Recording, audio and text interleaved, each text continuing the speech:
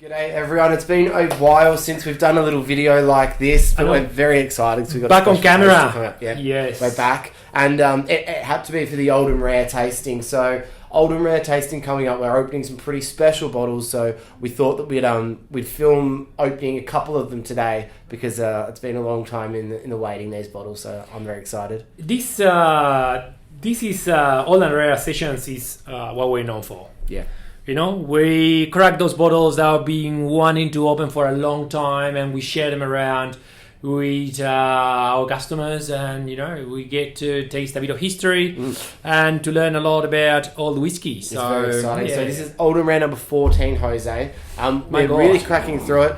These are three of the bottles. The other two bottles in the tasting we'll talk about as well, but maybe it's just time to get into a couple of whiskeys. So we're going to start with a Glen Grand distilled in 1977. If you don't mind. Non-age statement.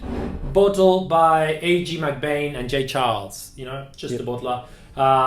Scottish bottler from Aberdeen. Non-age statement. Bottle at 59.6%. Yeah. Old screw cap. Old screw cap. Old screw cap. I mean, Glen Grand can be pretty special from this time period. Yeah. So. We want to think this could potentially be, you know, screw caps. Mainly they got, you know, discontinued around the late 80s. So it will be probably young Glen Grand, you know. And some of the old Gordon and MacPhail. There we go. Some of the old Gordon MacPhail's 5-year-olds, 10-year-olds, you know, were absolutely stunners. And, you know, we hoping... I've been trying to find within our whiskey friends people that could give me a little bit more information about this bottler, you know, because this seems to be one of those things that bottled by a Scotsman for Scotsmen. It keeps... There we go. You just got to give it a yank. And at the high ABV as well, 59%. It's a beautiful fill level for the whiskey and the age of we got a winner as well. We got a winner. Ding, ding, ding. A little bit, because we need to leave enough to share. Well, that's it. That's what it's all about. Oh, wow. Okay. Oh, fruity, my God. We got a winner. This is this one, it's a big winner. Well, having not... I was not really giving much for this bottle. Yeah. Let's say at around $800 probably or less. It would be the cheapest one in the lineup. Yeah. And maybe I am regretting now opening this. Well, anyway. Yeah. This is the one that I don't have a replacement for this.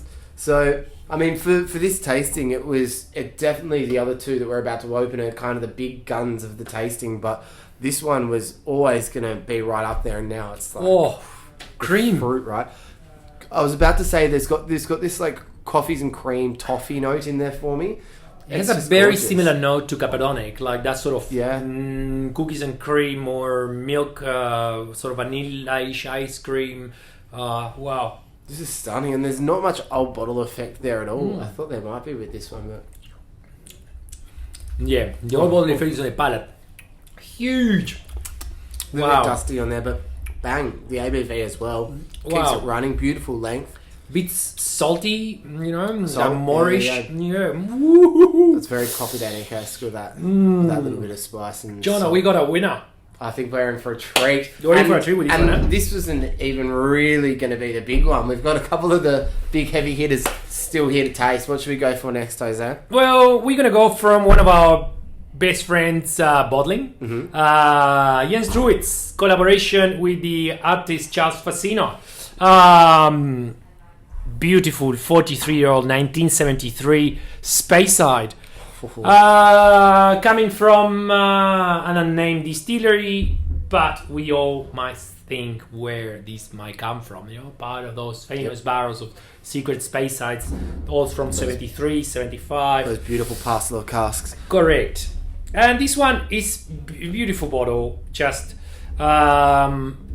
it's been decorated with Swarovski crystals. Yeah, which is pretty amazing.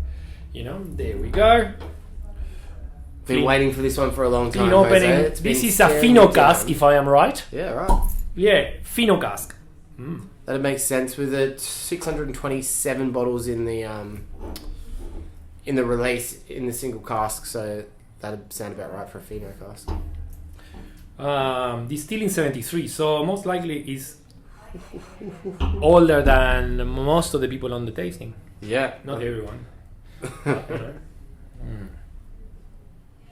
Stunning. Oh, again, it's we have had several parcels of these parcels of 1973s. Absolutely stunning. This is just fruit. Yeah. Apricots, pineapple, tropical fruit. These cherry bars. A lot of those 73s have that big tropical fruit note. Yeah. Particularly the Whisky Agency release we had recently. This one Go feels for a second nose. This one feels a little bit more rich, you know, and those tropical fruits maybe looking more so like stone fruits. Oh my god. That's a bit of pear now. A bit of overripe pear. You know? I just need a little moment with this one. This is serious. Oh no! Our friend of the nose strap is gonna get in.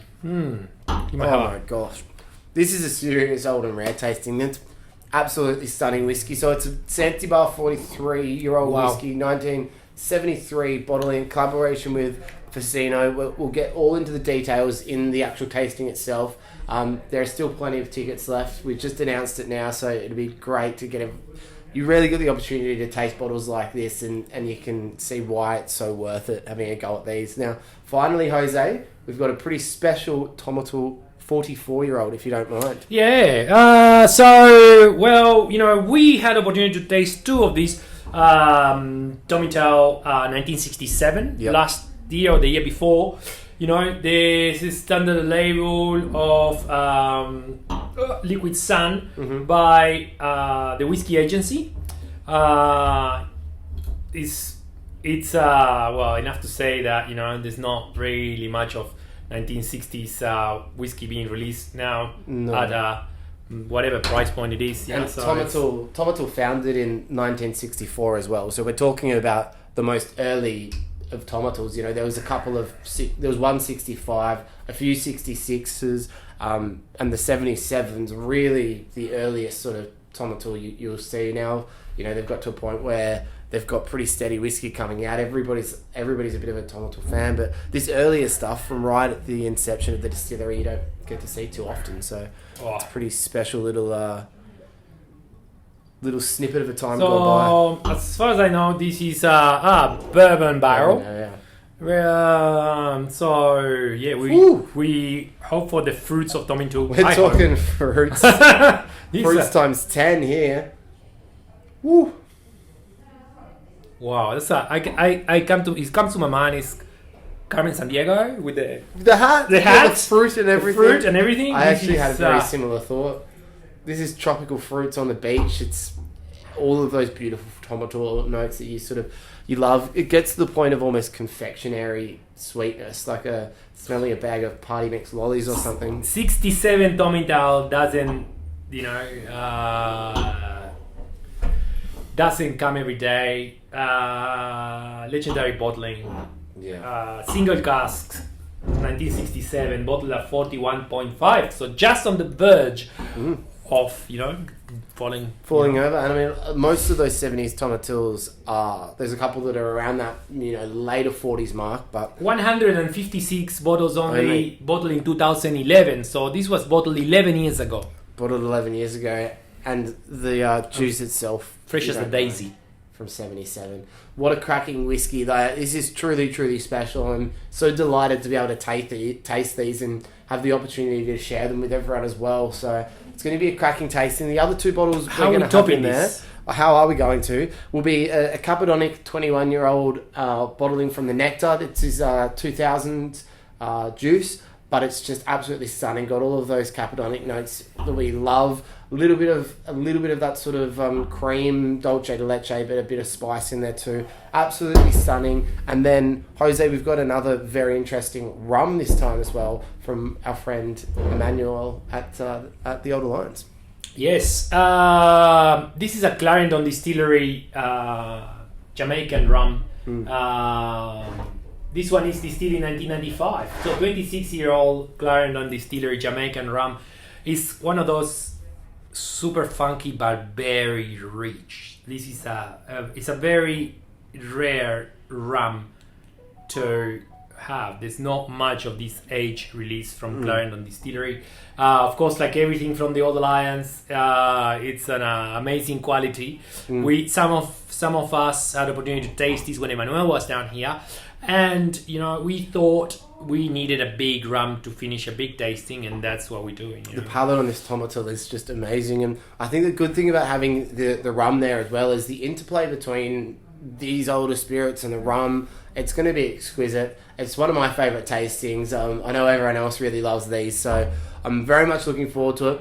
I'll put the link to the tasting website down below. Please get involved. It's going to be a lot of fun. I'm so excited to share these ones with everyone. Jose? This is going to be a legendary tasting. Yeah, it's going to be huge. Cheers, Jonno. mate. Look forward to seeing you all See there. you guys at the tasting. Cheers.